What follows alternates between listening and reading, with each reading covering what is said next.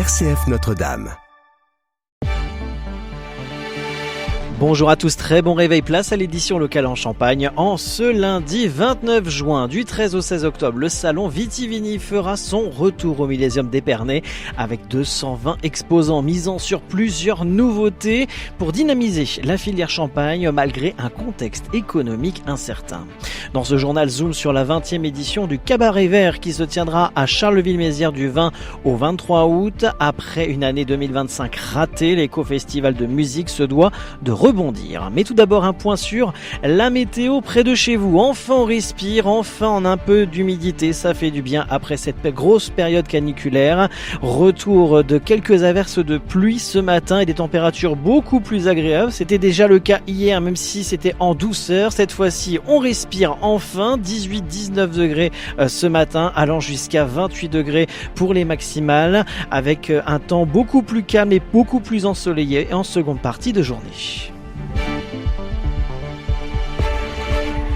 L'information locale sur RCF, Christopher Fausten. Avant de développer ses titres dans l'Aube, les premières restrictions d'eau entrent en vigueur. En raison de cette période de canicule que nous avons vécue et de ce manque de pluie, le préfet de l'Aube place en alerte les secteurs de la Seine en amont, des lacs, réservoirs et de la Vanne amont. Le reste du département est en vigilance. Parmi les mesures, l'arrosage des jardins et espaces verts est interdit entre 11h et 18h. Le remplissage des piscines privées est limité et le lavage des véhicules à domicile est interdit. Des restrictions concernent également les collectivités, les entreprises et les exploitations agricoles. Le préfet appelle l'ensemble des habitants à économiser l'eau.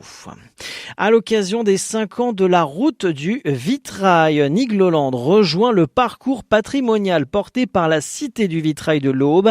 Les visiteurs peuvent désormais découvrir les vitraux du parc grâce à une plaque signalétique équipée d'un QR code.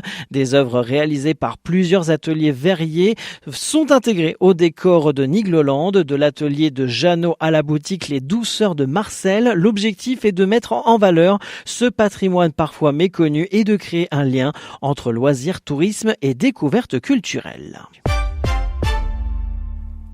Direction le vignoble, après une édition 2024 qui avait réuni près de 17 500 visiteurs et 205 exposants, le salon Vitivini prépare son grand retour du 13 au 16 octobre prochain au Millésium d'Épernay. Organisé tous les 2 ans par le club des entrepreneurs champenois en alternance avec le Vitef, le rendez-vous accueillera cette année 220 exposants sur 15 500 mètres carrés entièrement dédiés aux professionnels du vignoble. Une édition qui s'ouvre toutefois dans un contexte économique tendu pour la filière Champagne. Les organisateurs constatent un démarrage plus lent des inscriptions, reflet des incertitudes qui pèsent actuellement sur le secteur. Malgré cela, le salon entend rester un temps fort pour les entreprises et mise sur plusieurs nouveautés que nous présente Franck Mazy, président du club des entrepreneurs champenois. La grosse nouveauté, c'est dans le hall service, c'est le chapiteau. La qualité du chapiteau, puisque habituellement on a des séparations. Là, c'est vraiment un grand hall où là il y a plus de hauteur, pas de séparation, plus lumineux avec la même surface. Donc là, il n'y a pas des mieux et des moins bien lotis en termes d'exposants, puisque là c'est vraiment une très grande tente. Donc ça, on en est très fiers. D'un point de vue plutôt exposant, un peu visiteur.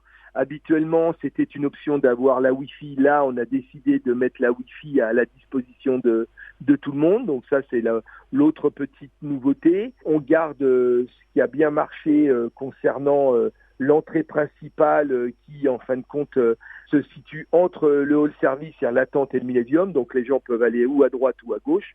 Par rapport 2022 et 2018.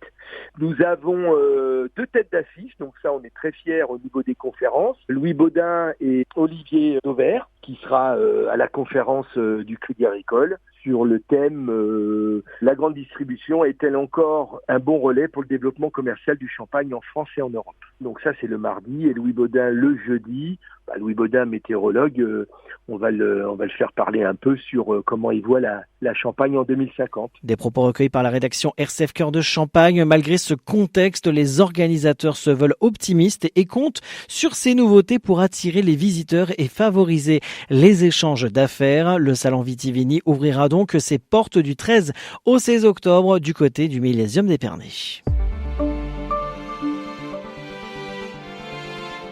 À quelques semaines de la 20e édition du Cabaret Vert qui se tiendra du 20 au 23 août à Charleville-Mézières dans les Ardennes, Julien Sauvage, directeur du festival, a fait le point sur la santé financière de l'événement et les nouveautés de cette année. La trésorerie de l'association est très tendue après une édition 2025 marquée par une fréquentation en baisse de 10% par rapport à la moyenne des 10 dernières années. En cause, un pari raté sur la programmation, notamment la tête d'affiche Will Smith qui n'a séduit que le public local sans attirer les festivaliers extérieurs au département. Pour redresser la barre sans larmes ni sang, la direction a opté pour une rationalisation fine équipe par équipe, à savoir ajustement du nombre de bénévoles qui seront 2700 pour cette édition, réduction de certains équipements logistiques, baisse du budget artistique, une baisse qui ne devrait toutefois pas se ressentir sur la qualité de la programmation. Julien Sauvage, directeur du Cabaret Vert. On a fait de la dentelle, équipe par équipe. On essaie que tout le monde fasse des efforts sur le court terme. On a baissé le budget artistique, même si vu qu'on a fait des beaucoup, ça ne se voit pas. Là-dessus, les programmateurs ont eu le nez creux. Je pense notamment le samedi, où quasiment tous les artistes qui ont été nommés aux Victoires de la musique sont présents. Et ça a été signé avant qu'ils aient les Victoires de la musique. De fait, on a eu plutôt la version basse du cachet que la version haute. Donc de ce côté-là, ça se voit pas. Et puis, on a fait 2-3 paris. C'est que l'année dernière a été quand même une édition réussie à tout point de vue, sauf sur la fréquentation. Et grosso modo, on fait à peu près 10% de moins que sur toutes les précédentes éditions, sur les 10 dernières. En gros, donc, on a fait une moyenne à peu près et on s'est calé sur la moyenne, moins quelques pourcents pour pas prendre de risques cette année, mais pour quand même espérer faire mieux que l'année dernière, sachant que l'année dernière, c'est une programmation qu'on a ratée et on en prend tous notre responsabilité. Côté vente, l'objectif affiché était prudent, plus 7% de billets payants par rapport à 2025. La réalité dépasse largement les attentes, avec un chiffre d'affaires actuellement de 136% de l'objectif. La manière dont on a construit la programmation cette année, qui est volontairement plus thématique par journée et tous les styles sont pas mélangés, on se rend compte qu'on a beaucoup plus de passes de jour que de passes 4 jours par rapport à d'habitude. Donc parler en nombre de spectateurs, c'est pas que je le refuse, c'est que ça, pour moi personnellement, ça veut pas forcément dire grand chose. Je dirais que globalement, on doit à peu près être à 50 000 festivaliers quand on devait être à 35 000 à cette date-là l'année dernière. Donc on est plutôt très satisfait, plutôt confiant. Des propos recueillis par Alexis Claudretz pour RCF. Le directeur du festival rappelle tout de même que depuis le Covid, les courbes de vente sont devenues imprévisibles, rendant toute projection finale hasardeuse. Mais si la dynamique se maintient, le festival pourrait même éponger le déficit de 2025 en une seule édition. Au-delà de la programmation, Julien Sauvage a évoqué une restructuration juridique majeure qui sera soumise à l'Assemblée générale dans les prochains jours afin de sécuriser la marque Cabaret Vert face au rachat par de grands groupes. L'objectif, rester l'un des derniers grands festivals français associatifs et indépendants. Et un mot de sport, le Champagne Basket enregistre une nouvelle recrue. L'ailier Guillaume Eyango s'engage pour les 2 prochaines saisons. Âgé de 24 ans et en provenance de Poitiers, il s'est illustré comme l'un des meilleurs tireurs à 3 points d'élite de la saison dernière avec 43,4% de réussite.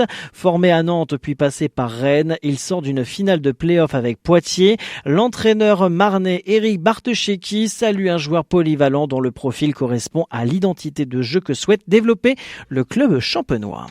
Fin de ce journal, l'actualité en continu sur nos réseaux sociaux RCF Cœur de Champagne. Très bonne matinée et prenez soin de vous.